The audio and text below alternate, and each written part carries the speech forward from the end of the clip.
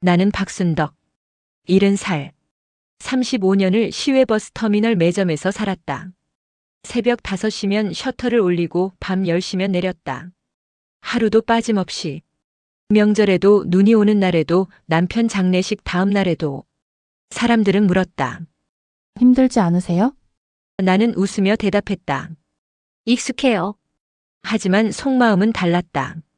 힘들지 않을 리 없었다. 다만 멈출 수가 없었을 뿐이다. 남편은 46에 쓰러졌다. 뇌졸중. 병원비를 내느라 집을 팔았고 빚은 10년을 더 따라다녔다. 그때 아들 민재는 고등학생이었다. 그 아이 앞에서는 단 한 번도 울지 않았다. 울면 무너질 것 같았으니까. 민재는 공부를 잘하지 못했다. 성적표를 받아오는 날이면 고개를 숙이곤 했다. 나는 그 어깨를 두드리며 말했다. 괜찮아, 엄마가 있잖아. 그리고 학원비를 더 냈다. 새벽 5시가 아니라 4시 반에 일어나서. 다른 아이들은 편의점에서 알바를 했다. 민재도 하고 싶다고 했다. 나는 단호하게 말했다. 공부나 해, 일은 엄마가 할게. 내 아이만큼은 돈 때문에 고개 숙이는 사람이 되지 않았으면 했다. 그게 내가 할 수 있는 전부였으니까. 대학 입시는 실패했다. 민재는 3년을 재수했고 결국 지방 전문대에 갔다. 주변 사람들은 수군거렸다. 그렇게 고생시켜놓고 전문대? 나는 신경 쓰지 않았다. 민재가 포기하지 않은 것만으로도 충분했으니까. 졸업 후 민재는 취업에 실패했다. 1번, 2번, 10번. 이력서는 돌아오지 않았고 면접은 번번이 떨어졌다. 민재는 점점 말이 없어졌다. 방문을 닫고 나오지 않는 날이 많아졌다. 그때 나는 결심했다. 아이가 세상에 부딪혀 다치기 전에 내가 먼저 길을 닦아주겠다고. 면접 전날엔 정장을 새로 사줬다.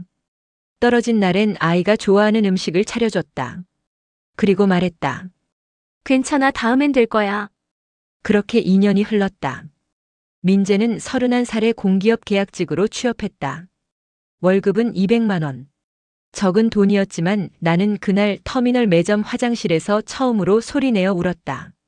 드디어 이 아이가 혼자 서는구나. 이제 내 손을 놓아도 되는구나. 그렇게 믿었다. 그때까지는. 민재가 서영을 데려온 건 취업하고 8개월 뒤였다. 29살 프리랜서 플로리스트라고 했다. 밝은 미소에 말투가 부드러운 여자였다. 첫인상은 나쁘지 않았다. 어머니, 저 윤서영이에요. 민재 오빠한테 많이 들었어요. 나는 고개를 끄덕였다. 민재가 좋아한다면 그걸로 충분했다. 다만 한 가지가 마음에 걸렸다. 결혼 이야기가 없다는 것. 민재는 조심스럽게 말했다. 엄마, 우리 일단 같이 살아보려고. 요즘은 다 그래. 나는 반대하지 않았다. 세상이 변했으니까. 내가 젊었을 때와는 다르니까. 그저 한마디만 했다. 서영이한테 잘해라. 민재는 고개를 숙이며 대답했다. 응, 엄마. 둘은 민재 월세방에서 동거를 시작했다. 나는 가끔 반찬을 만들어 갖다 줬다. 서영은 고마워하며 받았다. 민재는 행복해 보였다. 그걸로 됐다고 생각했다. 하지만 석 달쯤 지났을 때 민재 얼굴이 달라졌다. 핏기가 없었고 눈 밑에 다크서클이 내려앉았다. 회사 일이 힘드냐고 물으니 고개를 저었다. 아니, 괜찮아. 그날 밤 민재에게서 전화가 왔다. 엄마, 잠깐 나올 수 있어? 목소리가 떨리고 있었다. 나는 터미널 매점 문을 일찍 닫고 민재를 만났다. 민재는 한참을 말하지 못했다. 손가락으로 종이컵만 만지작거렸다. 그러다 입을 열었다.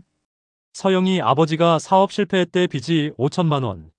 나는 숨이 멎는 것 같았다. 5천만 원. 민재 연봉의 2배가 넘는 돈이었다. 그래서 서영이가 나한테 도움을 요청했어. 민재는 고개를 들지 못했다. 나는 알았다. 이미 돕기로 했다는 걸. 민재는 계속 말했다. 서영이 가족한테는 아무도 없대. 오빠도 연락 끊은 지 오래고 친척들도 다 돌아섰대. 나밖에 없다고 그러더라. 나는 참았던 말을 꺼냈다. 그건 내 책임이 아니야. 민재는 대답하지 않았다. 그 침묵이 답이었다. 이미 마음을 정한 사람의 침묵. 나는 한숨을 쉬었다. 얼마나 도울 건데? 일단 1,000만 원 내가 대출 받아서. 1,000만 원. 민재가 5개월 동안 한 푼도 안 쓰고 모아야 하는 돈. 나는 물었다. 서영이는 뭐래? 미안하다고 꼭 갚겠다고. 나는 더 이상 말하지 않았다. 말려봤자 소용없다는 걸 알았으니까. 민재는 이미 움직이기 시작했고 나는 그걸 막을 수 없었다. 그날 밤 나는 잠을 이루지 못했다. 남편이 쓰러진 날 밤처럼 빚이 눈덩이처럼 불어나던 그 시절처럼 불안이 가슴을 조였다. 민재는 대출을 받았다. 서영 아버지 빚을 갚았다. 그리고 석 달 뒤 민재는 또 전화를 걸어왔다. 엄마, 또 좀 도와줘야 할 것 같아. 민재는 변했다. 웃지 않았고 말수가 줄었다. 퇴근하면 곧장 집으로 들어가 문을 닫았다. 주말에도 나오지 않았다. 전화를 걸면 바빠. 라는 말만 반복했다. 나는 참다 못해 민재 집으로 찾아갔다. 현관문을 두드리자 서영이 나왔다. 얼굴은 여전히 밝았지만 눈가에 피로가 묻어 있었다. 어머니 갑자기 웬일이세요? 민재 있어? 회사 회식이요. 늦게 들어올 거예요. 거짓말이었다. 민재 회사는 회식이 거의 없다고 들었다.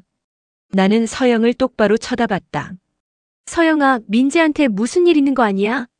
서영은 잠시 망설이다 고개를 저었다. 아니에요. 괜찮아요. 그리고 문을 닫으려 했다. 나는 손으로 문을 잡았다. 1,000만 원 갚을 수 있어. 서영의 얼굴이 굳었다. 그 표정으로 알 수 있었다. 갚을 생각이 없다는 걸. 죄송해요. 조금만 더 시간을 주세요. 나는 더 이상 묻지 않았다. 돌아서서 집으로 왔다. 그날 밤 민재에게 전화했다. 받지 않았다. 문자를 보냈다. 엄마야 힘들면 말해. 답장은 오지 않았다. 2주가 지났다. 민재가 터미널로 찾아왔다. 얼굴은 더 초췌해져 있었다. 나는 손님들 틈에서 민재를 보고 뒤로 나왔다. 왜 이래? 밥은 먹고 다녀. 민재는 대답하지 않고 봉투를 꺼냈다. 은행 서류였다. 대출 연장 신청서. 보증일란에 내 이름이 적혀 있었다. 엄마, 미안해. 이것만 도와줘. 나는 서류를 받아들고 천천히 읽었다. 2,500만 원. 기간은 3년. 민재 혼자서는 감당할 수 없는 금액이었다. 이게 뭐야? 서영이 아버지가 또. 말끝을 흐렸다. 나는 알았다. 처음 5천만 원은 빙산의 일각이었다는 걸. 서영 집안의 빚은 끝이 없었다. 민재야. 엄마, 제발 서영이 없으면 나 혼자 못 살아. 민재 목소리가 떨렸다. 나는 그 순간 깨달았다. 이건 사랑이 아니라는 걸. 의존이라는 걸. 민재는 서영을 사랑하는 게 아니라 필요로 하는 사람이 있다는 사실에 매달리고 있었다. 안 돼. 민재는 고개를 들었다. 믿을 수 없다는 표정이었다. 엄마가 날 처음으로 거절하네. 나는 서류를 민재 손에 도로 쥐어줬다. 이건 내 인생이 아니야. 남의 빚을 떠안고 사는 게 아니야. 엄마는 몰라 서영이가 얼마나 힘든지. 너도 힘들잖아. 민재는 입을 다물었다. 눈가가 붉어졌다. 나는 계속 말했다. 내가 무너지면 서영이도 무너져. 그게 사랑이야? 민재는 대답하지 않았다. 그리고 돌아서서 나갔다. 뒷모습이 무너질 것처럼 흔들렸다. 그날 밤 서영에게서 전화가 왔다. 울고 있었다. 어머니, 제발요. 민재 오빠 아니면 아무도 없어요. 나는 전화를 끊었다. 손이 떨렸다. 하지만 물러설 수 없었다. 이대로 가면 민재가 망가진다는 걸 알았으니까. 사흘 뒤 민재 집 앞에 이삿짐이 쌓여 있었다.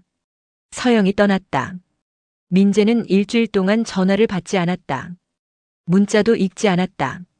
나는 매일 밤 민재 집 앞을 지나갔다. 불은 꺼져 있었다. 집에 있는지조차 알 수 없었다. 열흘째 되던 날 민재 회사로 전화를 걸었다. 출근은 하고 있다고 했다. 그 말에 조금 안심했다.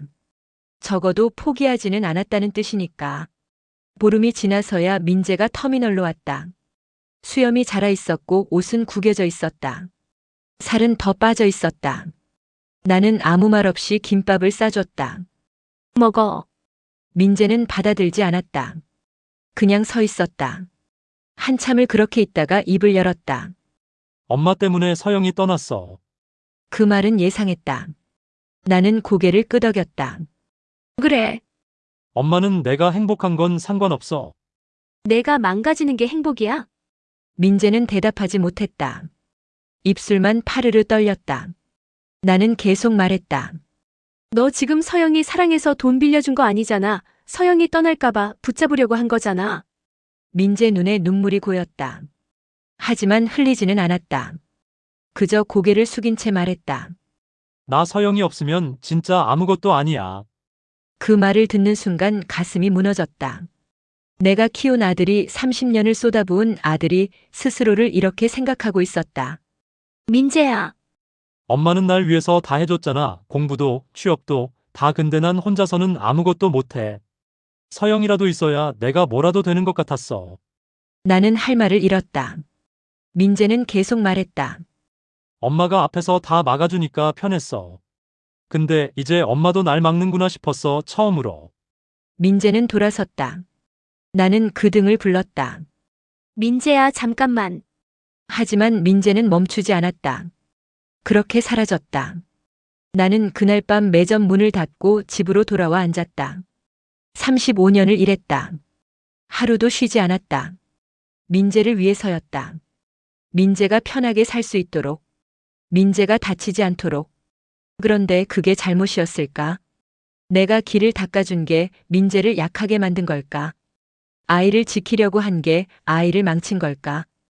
다음 날 새벽 민재에게서 문자가 왔다. 엄마, 나 회사 그만뒀어. 서영이 찾으러 갈 거야. 손이 떨렸다. 전화를 걸었다. 받지 않았다. 민재 집으로 달려갔다. 집은 비어 있었다. 짐도 없었다. 민재는 흔적도 없이 사라졌다. 나는 그 자리에 주저앉았다. 무릎에 힘이 풀렸다. 35년 동안 새벽 5시에 일어났던 몸이 그날은 움직이지 않았다. 일주일 동안 민재를 찾았다. 회사 동료들에게 물어봤다. 친구들에게 연락했다. 아무도 몰랐다. 서영 연락처로 전화했다. 꺼져 있었다. 열흘째 민재에게서 전화가 왔다. 목소리는 텅 비어 있었다. 엄마, 나 서영이 못 찾았어. 어디야? 그냥 어디든.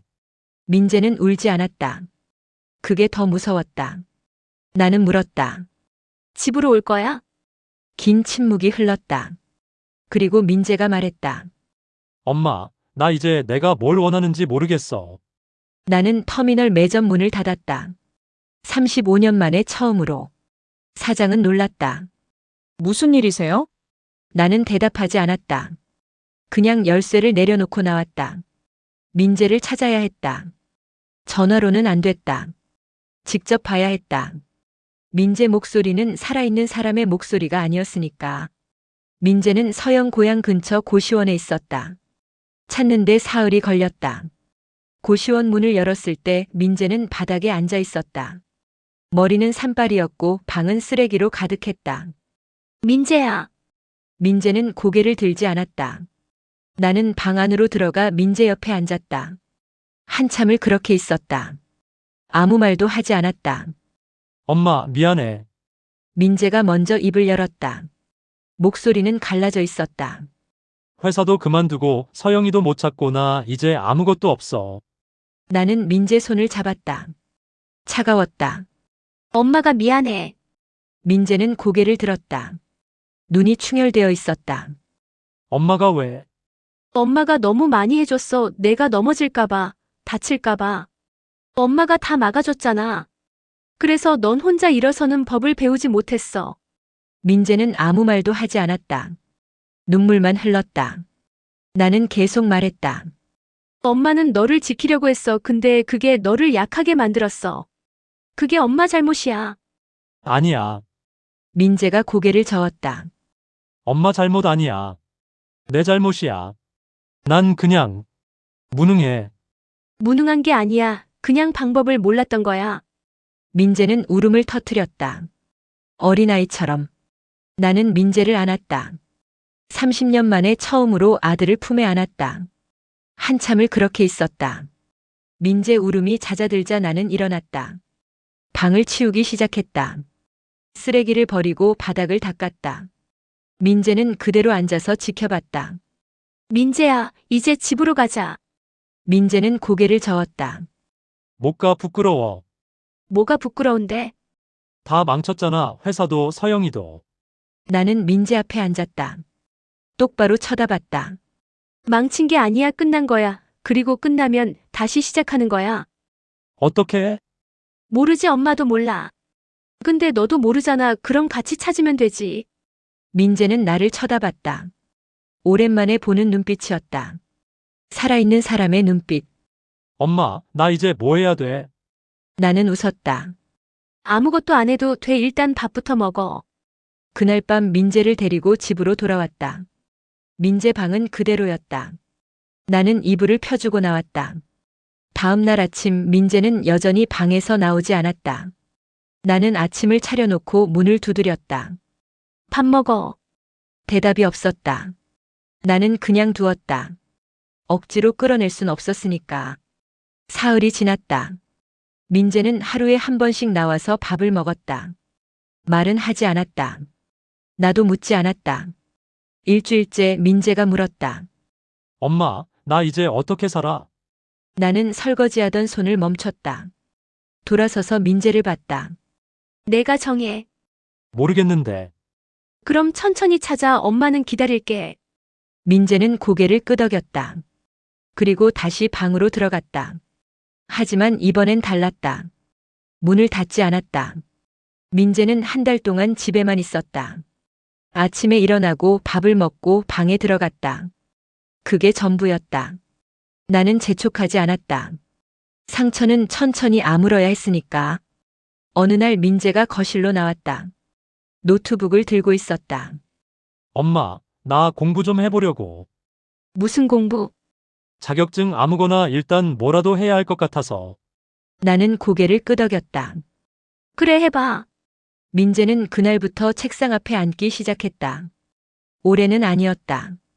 1시간, 2시간. 하지만 매일 앉았다. 2주가 지났다.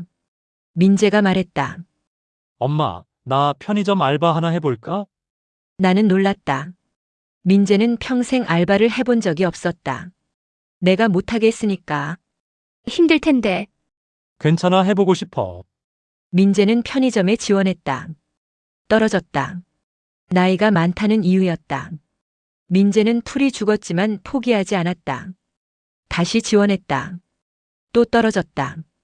5번째 민재는 합격했다. 야간 알바였다. 밤 10시부터 새벽 6시까지.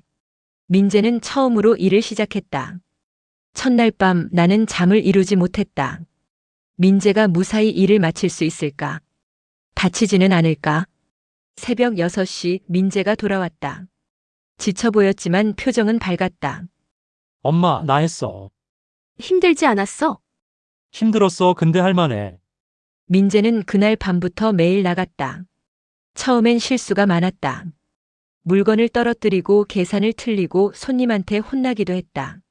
민재는 집에 와서 말했다. 엄마, 나 진짜 못하는구나. 처음이잖아, 다 그래. 엄마는 처음부터 잘했을 것 같은데. 나는 고개를 저었다. 아니야, 엄마도 처음엔 엉망이었어. 손님한테 잔돈 잘못 줘서 혼난 적도 있어. 민재는 놀란 표정을 지었다. 진짜? 그럼 사람은 다 그렇게 배우는 거야. 민재는 웃었다. 오랜만에 보는 웃음이었다. 석 달이 지났다. 민재는 편의점 일에 익숙해졌다. 실수도 줄었고 손님 응대도 능숙해졌다. 점장이 민재를 칭찬했다고 했다. 어느 날 민재가 월급 봉투를 내밀었다. 엄마, 이거. 왜? 생활비. 나는 받지 않았다. 내가 써. 아니야, 엄마가 나 키우느라 쓴 돈 생각하면 이건 아무것도 아니야. 나는 민재 손을 도로 잡아줬다. 그건 엄마가 하고 싶어서 한 거야. 너한테 갚으라고 한 게 아니야. 민재 눈에 눈물이 맺혔다. 엄마, 미안해. 나 그동안 엄마한테 너무 기댔어. 괜찮아. 이제 내 발로 서고 있잖아. 민재는 고개를 끄덕였다. 그리고 월급 봉투를 도로 집어넣었다. 나흘 뒤 민재가 물었다. 엄마, 서영이 연락 왔으면 어떻게 할 거야? 나는 설거지하던 손을 멈췄다. 내가 정해. 나도 모르겠어. 그럼 그때 가서 생각해. 지금은 내가 내 인생 사는 게 먼저야. 민재는 고개를 끄덕였다. 더 이상 묻지 않았다. 나는 안도했다. 민재가 이제 스스로 생각하기 시작했다는 걸 알았으니까. 그날 밤 민재는 방에서 나와 내 옆에 앉았다. 엄마, 고마워. 뭐가? 날 낳아줘서. 나는 민재 손을 잡았다. 엄마도 배우는 중이야. 민재는 처음으로 내 어깨에 머리를 기댔다. 우리는 한참을 그렇게 앉아 있었다. 민재는 6개월 동안 편의점에서 일했다. 그리고 어느 날 새로운 소식을 가져왔다. 엄마, 나 계약직 공고 하나 봤어. 어디?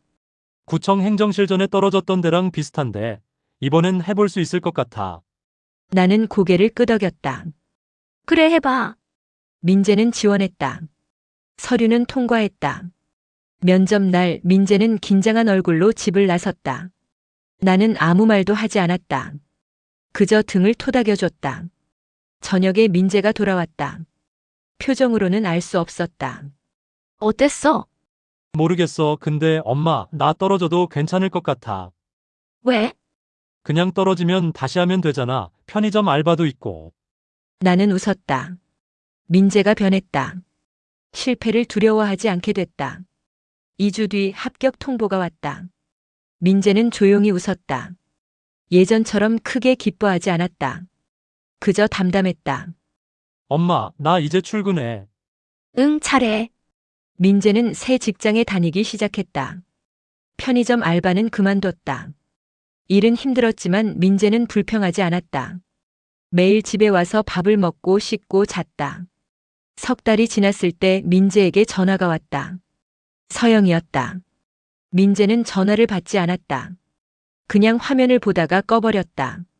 나는 물었다. 안 받아도 돼. 받고 싶지 않아. 후회하지 않겠어? 민재는 고개를 저었다. 후회 안 해. 이제 알겠어. 서영이랑 있을 땐 내가 나를 잃어버렸다는 거. 나는 아무 말도 하지 않았다. 민재가 스스로 깨달은 거니까. 다음 날 서영에게서 문자가 왔다. 민재는 읽고 삭제했다. 더 이상 연락은 오지 않았다. 1년이 지났다. 민재는 계약직에서 정규직으로 전환됐다. 월급도 올랐다. 민재는 이제 혼자 살림을 차렸다. 작은 원룸이었지만 민재는 만족했다. 엄마, 나 독립할게. 그래. 자주 올게. 천천히 와도 돼. 내 인생 살아. 민재는 집을 나갔다. 나는 빈 방을 보며 앉아 있었다. 허전했다. 하지만 후회는 없었다. 민재는 일주일에 한 번씩 찾아왔다. 밥을 먹고 이야기를 나누고 갔다. 예전처럼 매달리지 않았다. 나도 붙잡지 않았다. 어느 날 민재가 물었다. 엄마, 터미널 다시 안 나가. 나는 고개를 저었다. 이제 됐어. 쉴 때도 됐지. 미안해. 엄마 인생 다 나한테 쓰게 해서. 아니야. 엄마가 하고 싶어서 한 거야. 후회 안 해. 민재는 웃었다. 엄마, 이제 엄마 인생 살아. 나는 고개를 끄덕였다. 그래, 그럴게. 민재가 돌아간 뒤 나는 창밖을 봤다. 해가 지고 있었다. 35년 동안 새벽만 봤다. 저녁 노을은 오랜만이었다. 나는 이제 안다. 방패가 되는 게 사랑이 아니라는 걸. 뒤에서 지켜보는 게 진짜 사랑이라는 걸. 넘어져도 다시 일어설 수 있게, 혼자서도 걸을 수 있게. 민재는 이제 걷고 있다. 천천히, 때론 비틀거리면서. 하지만 혼자서. 그걸로 됐다. 나는 더 이상 앞에 서지 않는다. 민재가 넘어질까봐 길을 닦지 않는다. 다만 여기 있다. 돌아오고 싶을 때 돌아올 수 있는 자리에. 그게 내가 선택한 마지막 역할이다. 방패가 아닌 집. 막는 사람이 아닌 기다리는 사람. 민재는 이제 자기 인생을 산다. 그리고 나도 이제 내 인생을 살 것이다. 박순덕은 35년 동안 아들 앞에 서서 길을 닦았습니다. 넘어지지 않게, 다치지 않게. 그게 사랑이라고 믿었습니다. 하지만 그 사랑은 아들을 지킨 게 아니라 약하게 만들었습니다. 스스로 판단하지 못하고 혼자서는 일어서지 못하는 어른으로.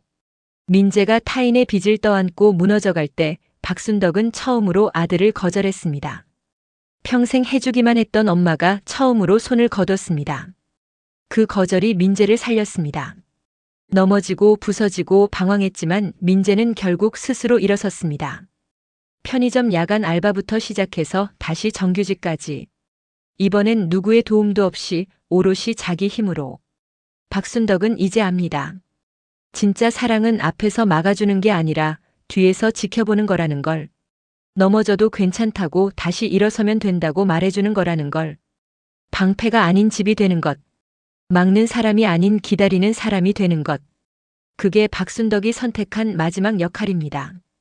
여러분의 부모님은 혹은 여러분은 어떤 역할을 선택하고 계신가요? 이 이야기가 도움이 되셨다면 좋아요와 구독 부탁드립니다. 여러분의 구독은 더 많은 이야기를 만드는 힘이 됩니다. 댓글로 생각을 나눠주시면 감사하겠습니다. 다음 이야기에서 또 만나요.